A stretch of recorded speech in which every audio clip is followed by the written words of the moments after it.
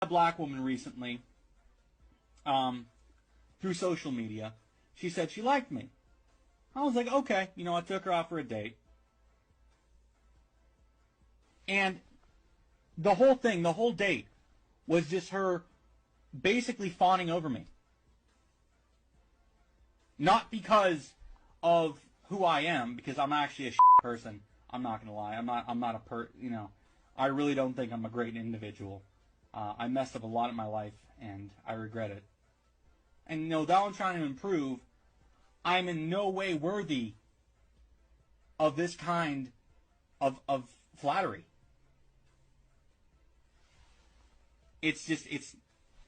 I'm not deserving of anything like it. And the whole thing was because I was white.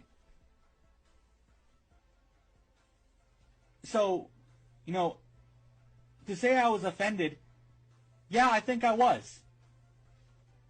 Because that's the only thing that mattered, was the fact that I'm white. We are not the best dating option. Dead serious. There's other people out there. And I know for a fact, black women, there are black men who are, as just in character, are better than I am. So let's dive into this one real quick. So yeah, we see a lot of the space talks about, you know, stop dating black men and your life will improve. And the rebuttal to that, or the retort to that, rejoinder to that is that, well, you hold us to a higher standard.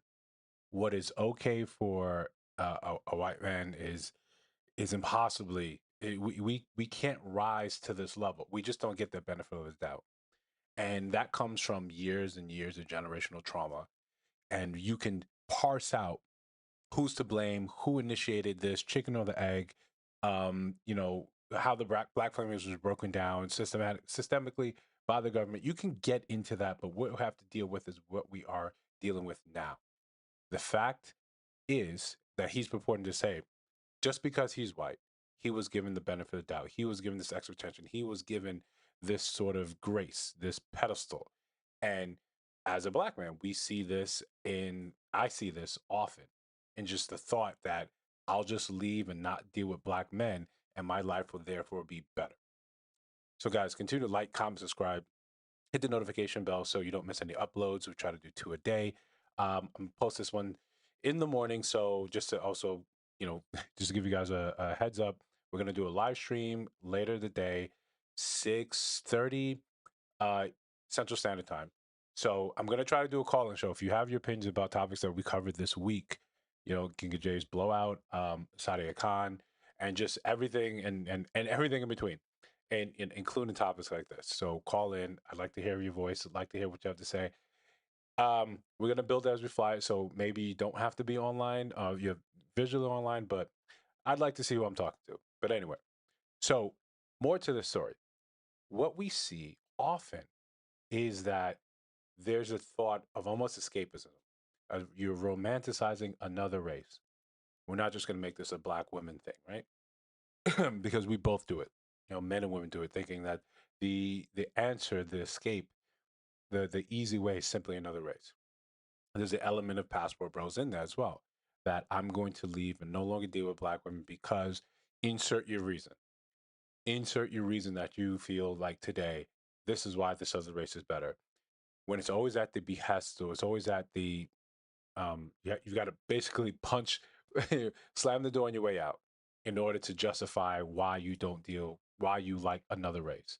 If it's always in the lens of why this one is bad, then we can recognize that, yeah, you probably have some trauma to deal with. It's the same way when black women say, I'm just going to go and deal with white man. It's always in the context that a black man has done something wrong. A black man can't get it together. Therefore, I'm going to be happier dealing with someone else. And again, that's fine. That's fine. All we're saying, and again, for both genders, you just don't have to disparage anyone on your way out. But the real truth is, men are men, women are women. Doesn't really matter where you go, doesn't matter the race. We're all intrinsically the same. We're all human. We're not that different. We like to pretend that somehow some race is inherently better at this or better at that. across the board that white men are just better husbands than black men. We don't care about the data, we care about the feeling. Our feeling says this must be true. Our feeling, because when we see an example of a black woman with a white man, and you say, and the the idea is online, she always looks happy. She always looks happy. We see this idealized version, the snapshot of someone's life, and we all understand this. We all understand this. No one is posting their letters with bright red lettering saying "past due." No one posts any of those mistakes. No one posts anything that's typically real of what their life is going for. Even the get ready with me's, they're all curated. They're all, hey, let me show this slice of my life, right? Let me show you what's going on. I can't show you what I'm doing every day because think how onerous and how bothersome, how tedious that would be. You guys wouldn't want to watch something like that. You want a curated normalcy. We think that somehow over there, because we see this little thing, that must be how it is. Then we ignore the very real reality. The same way you want to point out that the differences or how the black community was destroyed by, say, the government, say, by bad actors. You even want to be, you can be able to acknowledge slavery, but then you'll say automatically, oh, the white man's a better man. You'll ignore historically what has happened because your trauma that against the black man, against your own, against a black woman, makes you believe that somehow that's just better, without the very real realization that we're all human. Do you think white men don't do bad men things?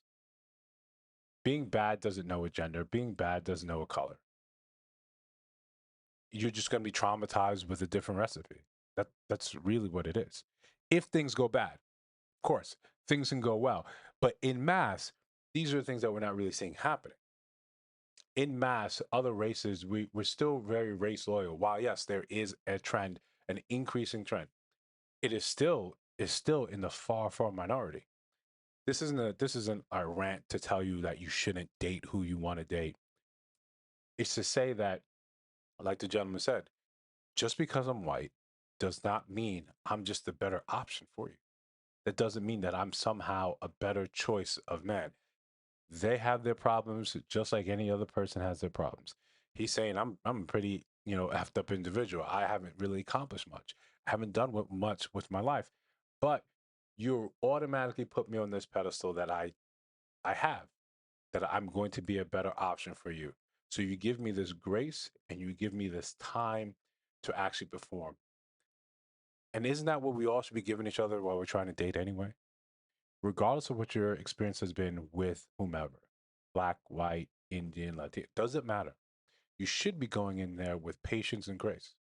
The same way you may think that someone of a different race is somehow a better option for you, go into your next date with whomever with that same sort of attitude, with that same sort of grace. I think we would find ourselves in a better position rather than coming with this defensive sort of trauma that keeps our hearts locked up, our minds closed, and us ready for the smallest infraction. And we'll say that's a red flag that crossed my boundaries. Therefore, I never want to see you again. And then everyone subsequent to you is terrible. We've seen examples with that, with Ginga J's blowout. We've seen examples of that all the time. You see videos of women saying, men ain't this, all men this. We've said that. We've shown it, right? And, we'll continue to do it. We'll continue to have the conversation in a way that I think it's clear, concise, and makes sense. And if any of that made sense to you, let me know in the comments.